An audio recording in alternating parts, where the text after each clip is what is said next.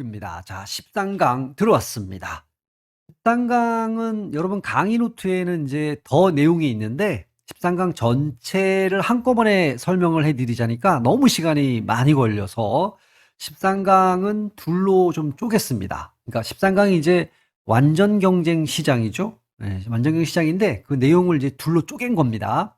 자, 그래서 이 첫 번째 얘기할 건 뭐냐면 시장으로 들어왔을 때 완전 경쟁 시장에는 가상적인 시장이잖아요. 현실적인 시장이 아니에요. 그래서 어떤 조건이 있다라는 거야. 가정을 했다는 얘기죠.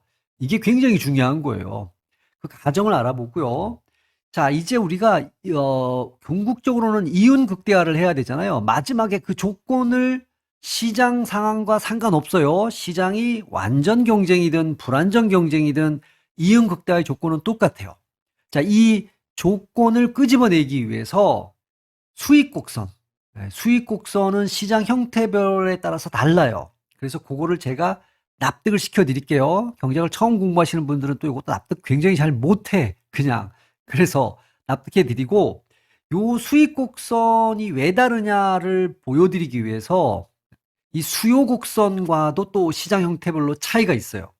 그래서 순서대로 한번 내려가 보도록 하겠습니다. 비용은 얘기 안 할 거예요. 비용은 이윤 극대화 조건이 나올 건데 한계 비용 뭐 요거는 우리가 앞쪽 비용에서 이미 배웠단 말이에요.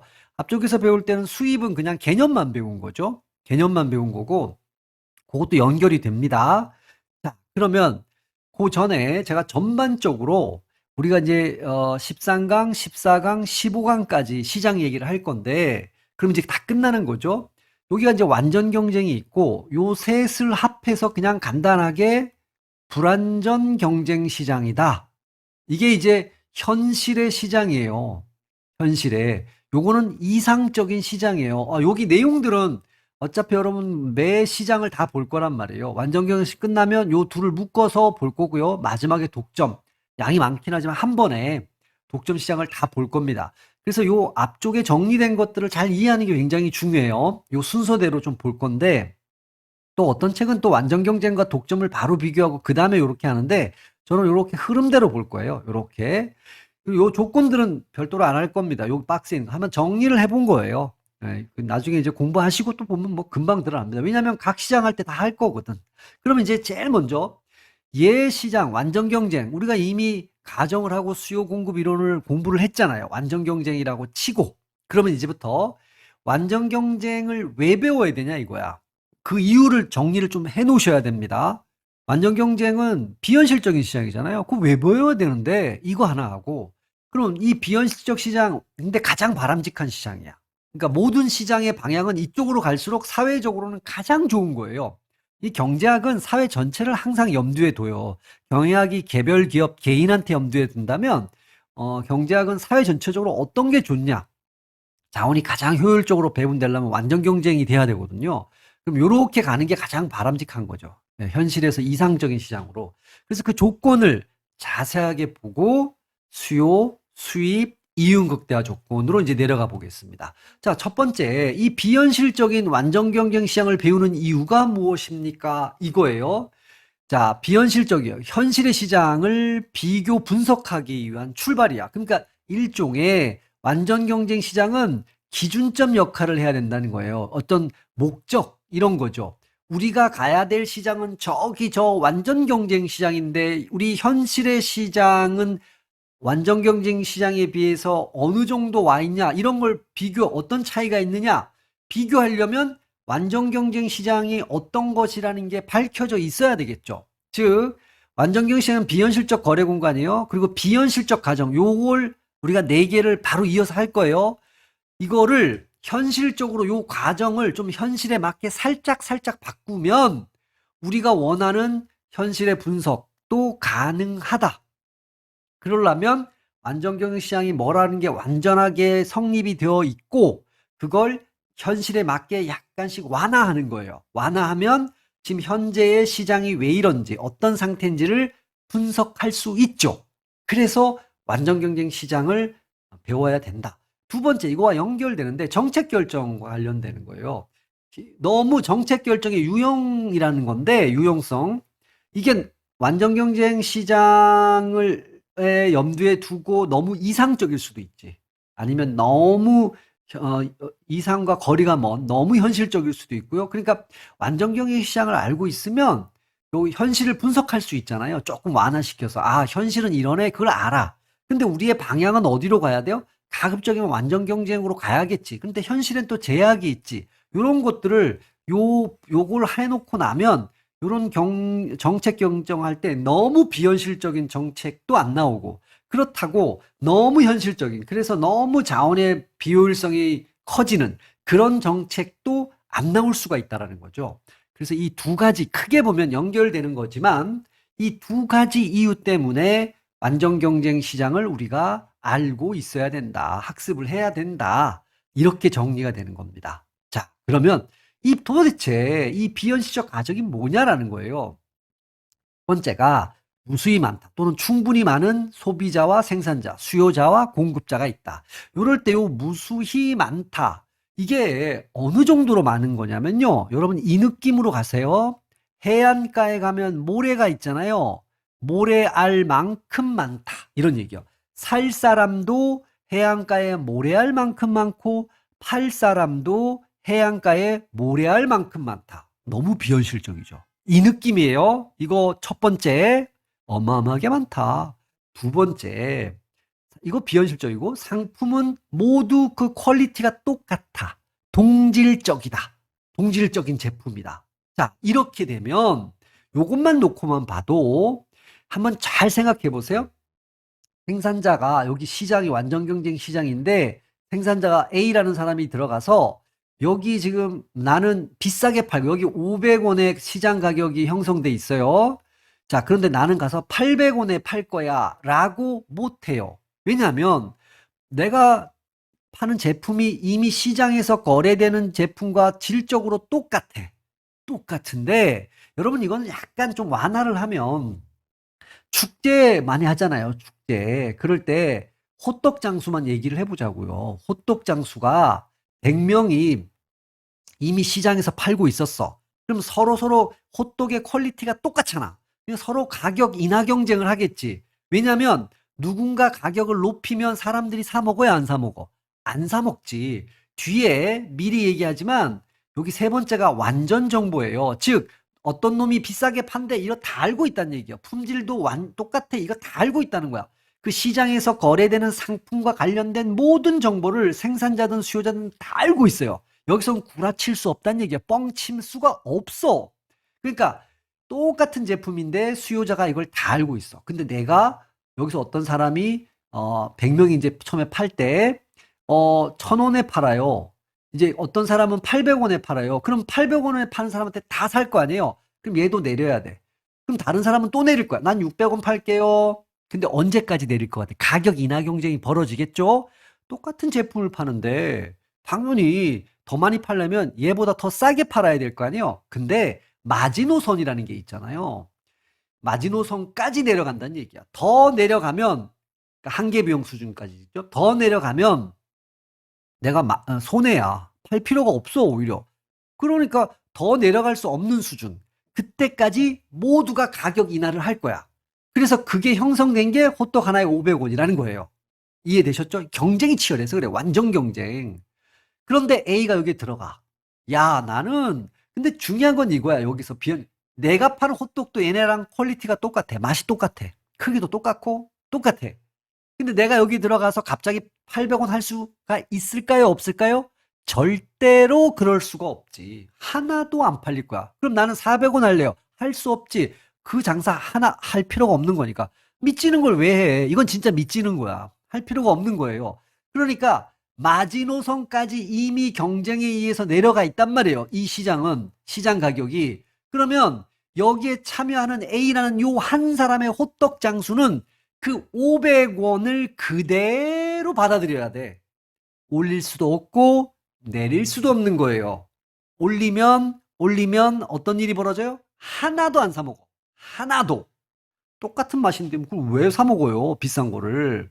이걸 사람들이 다 알고 있단 말이에요. 그러니까 완전 경쟁 시장에서는 모두가 가격 수용을 한다. 즉 이걸 프라이스 테이커라 그러는데 가격 수용자의 역할을 한다라는 거예요. 시장 지배력이 없다는 얘기예요. 누구도 시장에서 힘을 못 가지고 있어. 수요자도 마찬가지지만 생산자도 마찬가지. 생산자 중심으로 보면 돼요. 생산자는 이해되셨죠? 가격 수용자의 역할을 한다. 이거 중요한 얘기예요. 가격 수용자. 완전 경쟁 시장에서는 이러한 이유로 가격 수용자의 역할을 한다. 완전 정보 조금 얘기했잖아요. 완전 정보까지 부딪히니까 가격 수용자. 그래서 일물일가가 나오는 거야. 이 시장 다시 돌아갈게요. 이 시장에서는 호떡은 전부 다 하나의 물건은 전부 다 하나의 가격만 갖고 있는 거야. 얼마? 500원. 이 성립되는 거예요. 500원. 특히 이제 완전 정보까지 가면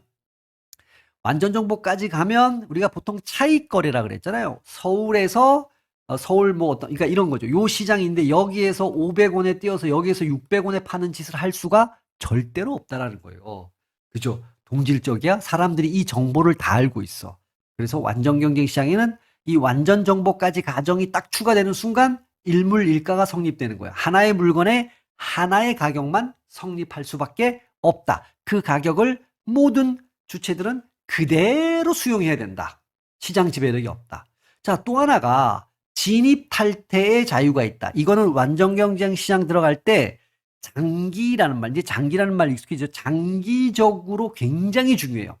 그러니까 진입 장벽이 없다는 얘기거든요. 호떡 장사 하고 싶어? 마음대로 들어가. 아이, 나 때려칠래? 마음대로 때려치고 나와. 이게 언제든지 가능하다는 얘기예요. 그러나 현실에서는 이거 사실은 이렇게 진입 장벽이 뭐 내가 식당 하나 하다가도 쉽게 그만 못 두잖아요. 거기 계약 기간도 있고 뭐 들어간 돈도 있고 이러니까. 또 내가 식당 하고 싶어. 쉽게 할 수 없어요. 초기 투자 비용이 있으니까. 근데 이거는 진입 탈퇴를 너무나 자유롭게. 이건 장기적으로 여기서 설명 안 드릴 거예요. 초과 이윤이 없다. 즉 0, 제로란 뜻인데 이걸 정상 이윤이라 그래요. 요거는 이제 다음 강의에 들어갈 때 요 얘기를 반드시 해야 돼. 요거 그대로 가져올 겁니다. 자, 여러분 머릿속에는 이 네 가지 가정을 가져가야 돼요. 뭐 더 추가한다면 뭐 생산 요소 얘기도 할 수 있지만 뭐 크게 중요하지 않고요. 이 네 가지 가정에 의해서 비현실적 가정에 의해서 성립된 게 완전 경쟁 시장이다. 그러니까 완전 경쟁 시장에서 자세히 봐보면 독점을 떠올려 버리면 돼요. 공급자가 시장 지배력을 갖잖아요. 자기가 멋대로 가격을 결정할 수 있단 말이에요. 설정할 수가 있단 말이에요. 근데 이 완전 경쟁은 그러면 비효율성이 나타난다는 거예요. 독점은. 근데 완전 경쟁은 독점을 아예 없애버리죠. 독점을 할 수가 없어. 독점력이라는 거 시장 지배력 자체가 없어. 시장의 경쟁에 의해서 최소한의 가격, 낮은 가격까지 내려간 수준에서 딱 고정이 되고 그 물건은 딱 그 가격에 모든 사람들이 설정하고 지불하고 해야만 된다라는 거예요. 그러면 사회적으로 가장 바람직한 파레토 최적이 달성된다. 이런 얘기인데 자, 가정 네 가지 하셨어요. 이제 자, 잘 정리를 해둘 필요가 있고 저 이런 거죠. 완전 경쟁 시장의 성립 원인으로 그러니까 가정 얘기는 맞지 않는 거. 1번 당연히 틀렸죠.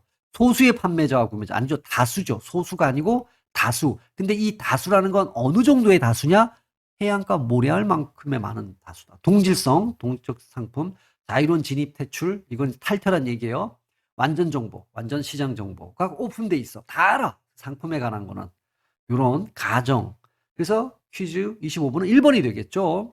자, 이제 가정까지 끝났어요. 자, 이제부터는 완전 경쟁과 크게 보면 시장은 두 가지잖아요. 완전 경쟁과 불완전 경쟁에서의 시장 수요 곡선인데 시장 수요 곡선 얘기를 할 건데요. 시장 형태별. 자, 시장 형태라는 걸 앞으로 나오면 무조건 두 가지만 생각해요. 완전과 불완전. 자, 불완전은 현실의 시장인 거고 완전은 이상적인 우리 바람직한 시장이죠.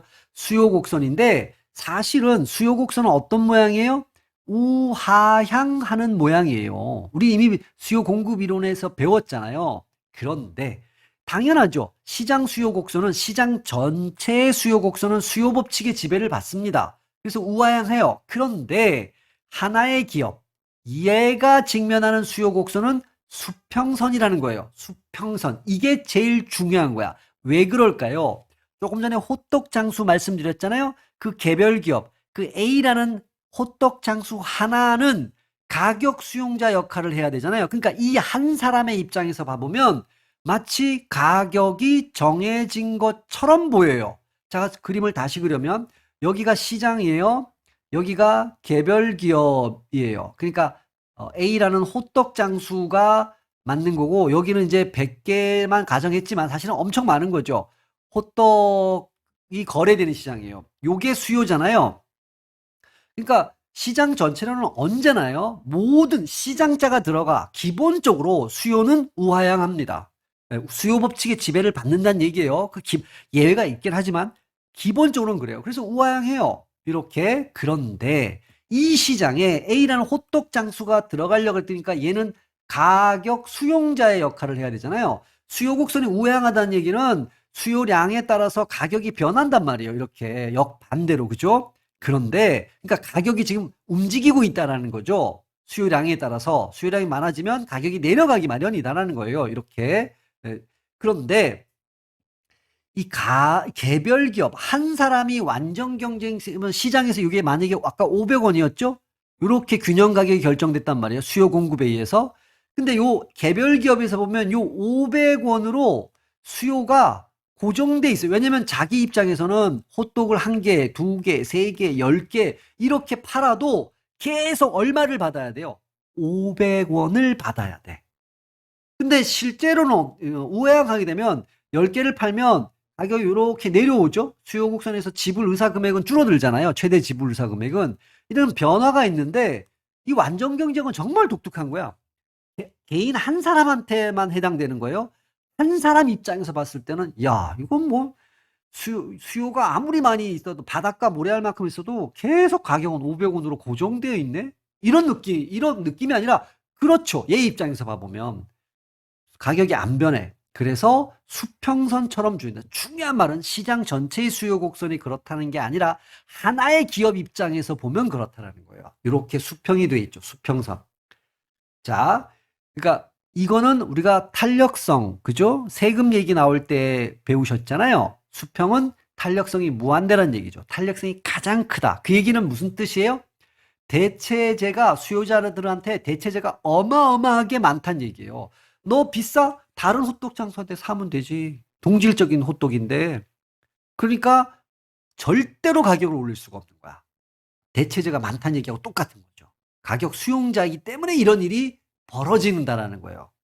자, 그렇다면 우리가 불안정 경쟁 시장은 어떨까요? 불안정 경쟁 시장은 둘 다 우아합니다. 둘 다 개별이든 시장이든. 그러니까 예를 들어서 불안전의 가장 극단인 독점을 봐보면 독점은 자기가 10개, 자기가 공급자 하나밖에 없잖아요. 하나밖에 없어. 그러니까 여러분 시장 수요 곡선이 우하향하다는 얘기는 다시 한번 음미를 해보세요. 이렇게 우하향하다는 얘기는 공급자 입장에서는 무슨 뜻이 되냐면요. 얘가 5개 살 때는 300원을 지불할 의사가 있는데 10개를 살 때는 200원을 지불할 의사가 있다는 뜻이잖아요. 수요 곡선이 우하향하다는 얘기는. 그러니까 현실에서는 이런 거예요. 내가 10개를 팔고 싶으면 가격을 어떻게 하라는 뜻이에요? 낮추란 얘기예요. 수요자가 10개로 내가 10개로 내가 사줄 수 있는데 10개 사면 나 한 개당 200원 밖에 지불할 의사가 없어. 그러니까 이 사람이 5개를 팔고 싶으면 300원으로 하라는 얘기고 더 많이 팔고 싶으면 가격 낮추란 얘기예요. 이게 현실적인 얘기잖아요. 그죠? 이 얘기를 계속 말씀드릴 건데 현실은 너무 단순해요. 많이 팔고 싶으세요? 그럼 가격 낮추세요. 왜요? 수요 곡선이 우하향하잖아요. 수요자가 많이 사잖아요. 그럼 한교용이 떨어져요. 그래서 지불할 금액이 크지 않아요. 감소해요. 수요 곡선이 우하향하다는 게 이거란 얘기예요. 그런데 완전 경쟁 시장에서만 그 하나의 기업이 직면하는 모양은 마치 500원으로 픽스되어 있잖아요. 이 하나의 기업 입장에서 봤을 때는 이걸 올릴 수도 없고 더 내려가지도 않아. 아주 비현실적인 거죠. 사실은. 원래 더 많이 팔려면 이 호떡 장수가 더 많이 팔려면 가격을 픽스하면 안 돼요. 낮춰야 돼요. 낮춰야 되는데 마치 특이한 일이 벌어진 거죠. 그러니까 불안전은 다 우아합니다. 전부 다 하나든 시장이든 상관없어. 무조건 우아하게 되어 있다. 이게 현실이다. 그러니까 이 부분에서 완전 경쟁이 좀 비현실적이죠. 하나의 기업이 이렇게 직면하는 경우는 없지. 여러분이 장사해 보셨어요? 장사했는데 시장 들어갔는데 야 아무리 많이 사도 내가 가격을 낮출 필요가 없어. 올릴 수도 없고 낮출 수도 없어. 거의 일어나지 않죠. 자, 이제 수익 곡선이에요. 자, 이게 완전 경쟁 먼저 보고요. 불완전을 볼 건데, 여러분은 이건 알아야 돼요. 수요 곡선, 요게 가격이잖아. 요게 평균 수입이죠. AR은 평균 수입, P는 가격. 요건 셋은 자동으로 어떻다? 같다란 얘기예요. 근데 심지어 뭐도 같다? 한계 수입도 같다. 그 이유가 왜 그러냐? 왜 그러냐?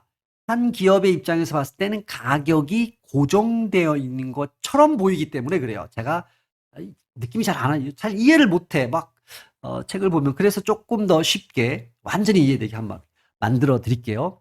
완전 경쟁 시장의 한계 수입을 볼 건데요. 한계 수입을 왜 보냐고 또 물어보신다면 이응 극대화 조건에서 가장 중요해서 그래요. 자, 그러면 이런 거예요. 판매 개수가 있어요. 수요 개수겠죠. 한 개 팔 때는 가격이 10원이에요. 여러분 10원입니다. 근데 두 개 팔 때도 얼마예요? 10원이야. 왜? 자, 여기가 판매량이죠. 그러니까 다시 말해서 판매량이라는 건 수요량이 되는 거예요. 여기가 가격이죠. 완전 경쟁 시장에서 한 기업 입장에서 봤을 때는 이렇게 되잖아요. 이게 500원이었죠. 호떡 장수, 여기 500원이라면 안 돼요. 여기처럼 10원. 예. 이렇게 고정되어 있는 것처럼 보이잖아요. 한 개 팔아도 10원이고, 두 개 팔아도 한 개당 10원이고. 자, 이런 얘기예요. 이게 얼마나 비현실적인 얘기냐면, 여러분이 이렇게 지금 얘기하는 거예요. 여러분, 호떡을 어떤 A라는 수요자가 왔어요. 고객님, 한 개 사시면요, 10원에 드려요. 근데 두 개 사시잖아요? 그래도 10원이에요. 그래서 20원을 지불하셔야 돼요. 세 개 사시잖아요? 그래도 10원이에요. 한 개당. 그래서 30원을 저한테 주셔야 돼요. 여러분, 이러면 사요? 안 사지. 안 사지, 이러면. 항상 어떻게 돼야 돼요? 여러분, 2 플러스 1 이런 거 왜 하는 것 같아요? 많이 사시잖아요? 그럼 한 개당 가격을 줄여드릴게요. 이거잖아요, 현실은. 근데 완전 경쟁이 가격이 고정되어 있는 것처럼 지금 느끼잖아요. 어쩔 수가 없어. 받아들일 수밖에 없어. 시장 가격을. 그 얘기는 시장 가격이 10원에 형성돼 있으면, 자, 한 개당 10원입니다. 한 개 사셨어요? 그럼 10원 내세요. 두 개 사셨네요. 그럼 한 개당 10원이에요. 그러니까 20원 내세요. 세 개 사셨어요? 한 개당 10원이에요. 30원 내세요. 이 일이 벌어진 거야. 지금 가격이 어떻게 돼 있어요? 딱 고정돼 있어요. 가격 수용자 역할밖에 못합니다. 이렇게 고정돼 있어요. 그러면 자, 판매 개수가 플러스 1 될 때 늘어나는 총 수입이 얼마입니까? 추가되는. 그게 한 개 수입이잖아요. 얼마 늘어났어요? 10원. 자, 두 개에서 세 개째로 한 개 더 판매하면 추가되는 수입이 얼마예요? 10원. 이거 계산해 보세요. 그러니까 마치 여러분 여기 보세요. 가격은 평균 수익과 같죠? 요게 이제 수요 곡선이에요. 얘는 10원으로 고정돼 있어요. 여기 얘기하는 거예요. 여기. 그런데 한 개 수입도 추가되는 수입도 얼마예요? 한 개씩 더 판다 그랬을 때 그것도 얼마가 돼요? 10원이 되는 거야. 한 개 수입도 일정해요. 그래서 이 일이 벌어진다는 얘기예요. 이 일이. 수요 곡선과 일치한다는 얘기가 그거 얘기예요. 수요 곡선이 개별 수요 곡선이 이렇잖아요. 요게 수요 곡선이고 이게 프라이스고 이게 평균 수입인데 이건 자동이었는데 완전 경쟁 시장에서는 한 개 수입도 얘랑 같아요. 자, 충분히 납득이 되셨을 거라고 믿습니다. 그거 하나 갖다 놓고, 자, 그러면 이제 현실의 시장으로 와보죠. 불안정 경쟁 시장. 여러분, 요 부분은 자동으로 같은 거예요. 근데 부등호가 이렇게 돼 있죠. 같지 않아요. 한 개 수입보다. 이게 현실적이에요. 제가 그래프 안 그리고 수시간 쓰고, 자, 요 버전으로 다시 한번 보여드릴게요. 현실은 이렇게 팝니다. 그러니까 현실은 우하향하다 그랬잖아요. 수요 곡선이. 요게 수요 곡선이고 프라이스고 평균 수입이에요. 여기가 가격이고요. 여기가 수요량, 그러니까 판매량이 되겠죠. 자, 이렇게 얘기하는 거야. 한 개를 호떡을 사실 거예요? 그럼 10원이에요. 그러니까 나한테 들어오는 총 수입은 10원이겠죠. 이거 곱하면 되는 거니까. 곱하면 요거니까. 그죠? 근데 고객님이 만약에 두 개를 사시잖아요. 한꺼번에. 그러면 한 개당 8원에 해줄게요. 원래 이래야 되잖아요. 그죠? 한 개, 두 개 사니까 그러면 한 개 가격을 8원으로 낮출게요. 그런데 그래도 이 사람은 수입은 늘어나요. 총 수입은 28에 16. 가격이 떨어지는 거잖아요. 만약에 세 개를 사신다고요? 아유, 그러면 개당 가격을 낮춰드려야죠. 얼마까지 낮춰? 개당 6원에 드릴게요. 6원에. 3개를 한꺼번에 사시면. 그러면 3개를 사면 6원. 나 총수입은 18원이에요. 그러니까 현실의 시장은 뭐냐면 현실의 시장은 우하향하죠. 수요 곡선이. 그러니까 많이 팔고 싶어? 가격을 낮춰 임마. 한 개당 가격을 낮춰줘. 많이 팔려면. 그래야지 팔려. 아무리 독점이라도 많이 팔고 싶어? 개당 가격을 낮춰줘야 돼. 이 얘기를 한 거예요.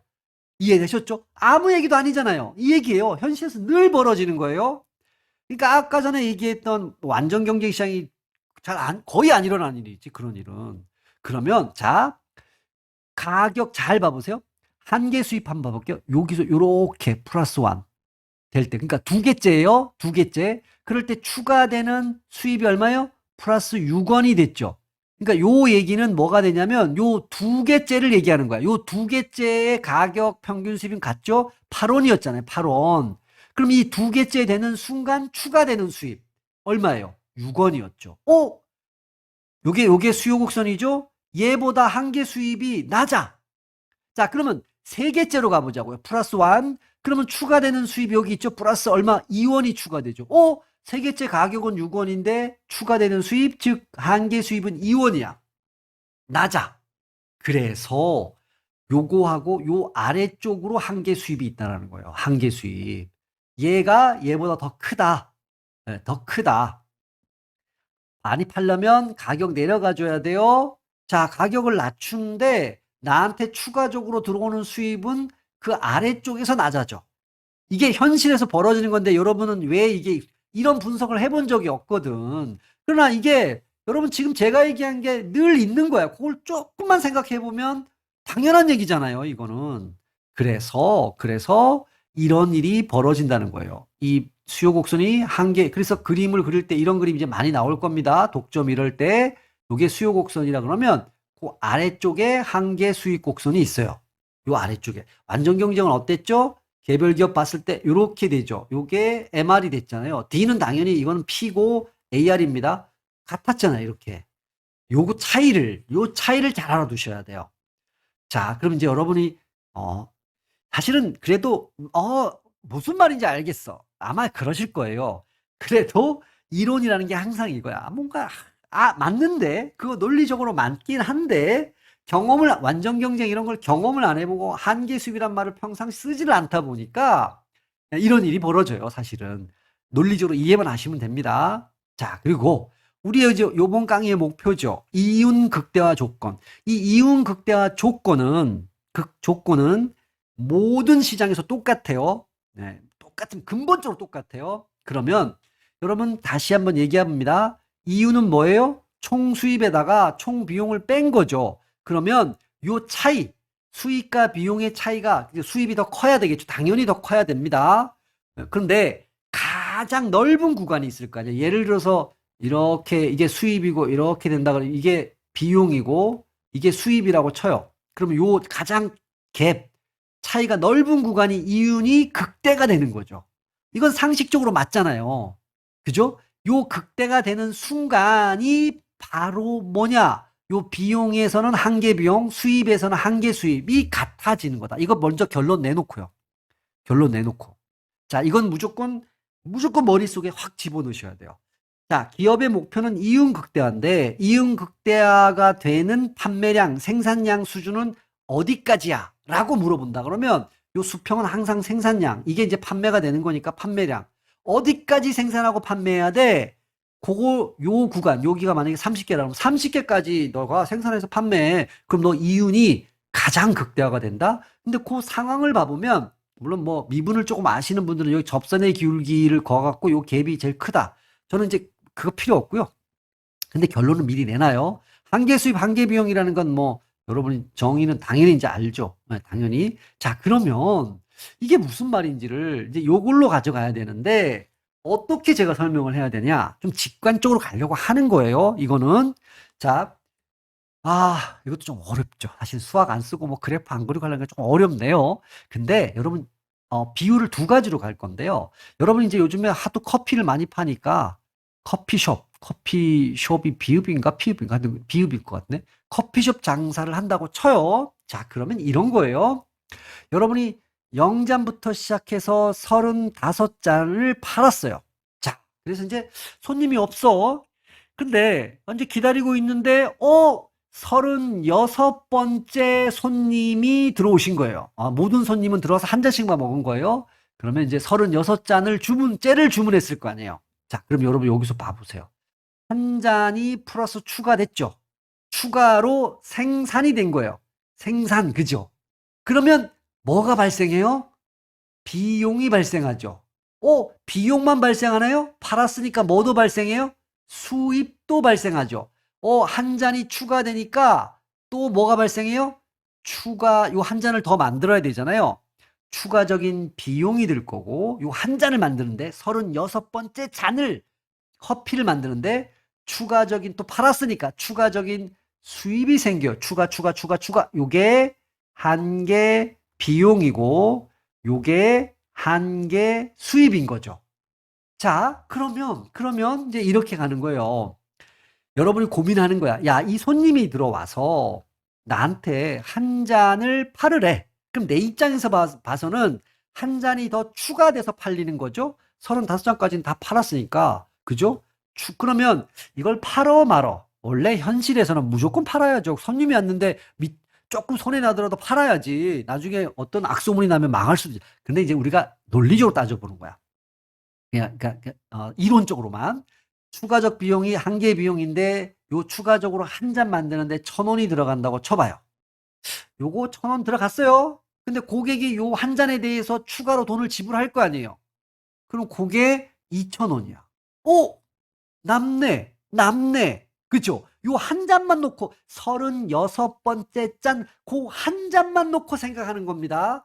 야, 요 한 잔 딱 36번째 짠, 요 한 잔을 파니까 비용이 1,000원인데 들어온 게 추가로 2,000원이야. 1,000원 남았네. 그럼 여러분의 이윤이 1,000원이 추가되는 거지. 이윤에, 그죠? 총 이윤에서. 맞죠? 팔아야 돼요? 예스. MR이 한 개 수입이죠. MC가 한 개 더 커. 그러면 추가 비용보다 수입이 크다. 그러니까 이윤이 증가해. 그러니까 산출량을 늘려라. 즉 판매량을 늘려야 돼요. 아직 이윤 극대화가 안 된 거예요. 더 팔아야 된다는 얘기예요. 자, 그럼 반대로 가보죠. 요 일이 벌어졌어. 1,000원인데 요거 들어오는 게 900원이야. 추가 수입이. 그러면 마이너스 100원이잖아요. 이윤이 오히려 줄어드는 거야. 이거 팔아야 돼, 안 팔아야 돼? 논리적으로 팔지 않는 게 나한테 이윤이, 왜냐면 여러분의 목표는 이윤 극대화까지만 팔고 마는 거야. 근데 오히려 이윤이 지금 기존까지 벌어놓은 이윤을 까먹고 있잖아. 오히려 산출량을 줄여야 돼. 즉 판매량을 줄여야 돼. 안 팔아야 돼. 나가세요 해야 된다는 얘기예요. 오케이? 이해돼요? 그쵸? 이해되죠? 현실에서는 이런 짓 하면 안 돼요, 절대로. 자, 어쨌든 우리의 목표는 이윤 극대화니까 오직 그것만 달성하는 조건을 찾고 싶은 거야. 그러면 언제 멈출 거냐? 만약에 이 둘이 같다라고 해보자라는 거예요. 그러면 요럴 경우에는 더 팔아야 된다는 얘기고, 요럴 때는 파는 거를 줄여야 돼. 오히려 줄여야 된다는 얘기예요. 덜 만들어야 된다는 얘기고 더 만들어야 된다는 얘기예요. 그런데 요렇게 돼버리면 덜 만들 이유도 없고 더 만들 이유도 없죠. Why? 극대가 됐다는 얘기야. 여기가 움직일 이유가 없어. 그래도 느낌이 안 와요. 그래서 제가 고민했어. 어떻게 할까? 여러분, 산을 등산한다고 해봐요. 여기 정상이에요. 여기가 이윤 극대화가 되는 점이야. 산 정상이잖아요. 극대. 그죠? 그러면 코스가 두 군데 있다라고 해보죠. 여기가 A 코스가 있고 여기가 B 코스가 있어. 여기가. 그럼 이쪽에서 올라갈 수 있고 이쪽에서도 올라갈 수가 있어요. 요 수평을 생산량이라고 해보자는 거예요. 자, 극대가 아니니까 아직 이렇게 올라가. 그러니까 점점 오른쪽으로 생산을 더 한다는 얘기예요. 이렇게 간다는 얘기는 여기까지 가야 되니까 요 경우가 벌어진 거야. 요쪽으로 간다는 얘기는 생산량을 줄인다는 얘기야. 그러니까 산 정상이라는 얘기, 즉 극대란 얘기는 여러분이 움직일 필요가 없다는 얘기예요. 나 이제 안 움직여도 되네. 그러니까 산 정상이 아니란 얘기는 A 코스에서 정상이 아니라는 건 아직 올라가야 된다는 얘기예요. B 코스에서 아직 올라가고 있어야 된다는 얘기예요. 뭔가 생산량을 늘리고 줄인다는 건 올라가고 있어야 된다는 얘기야. 여기 줄인다는 얘기는 제가 지금 느낌을 잘 못 살렸는데 변화가 일어나고 있다는 얘기야. 그러니까 변화가 멈추는 순간 그게 극대점이라는 거예요. 물론 극소점도 될 수 있어요. 수학. 그러니까 극소점 여기서 의미가 없으니까 산 정상. 그 얘기예요. 요게 바로 그 순간이란 얘기예요. 안 늘려도 되네? 안 줄여도 되네? 이제 더 이상 내가 안 움직여도 되네? 그게 정상이잖아요. 고임이자. 자, 그럼 이제 조건이 나왔는데 마지막에 볼 거는 완전 경쟁 시장의 이윤 극대화 조건인데요. 여러분 다시 한번 여기에 재밌어요. 제가 불완전하고 비교를 해드릴 건데 자, P는 AR이랑 자동으로 같죠. 이거는 어떤 시장이든 같은 거예요.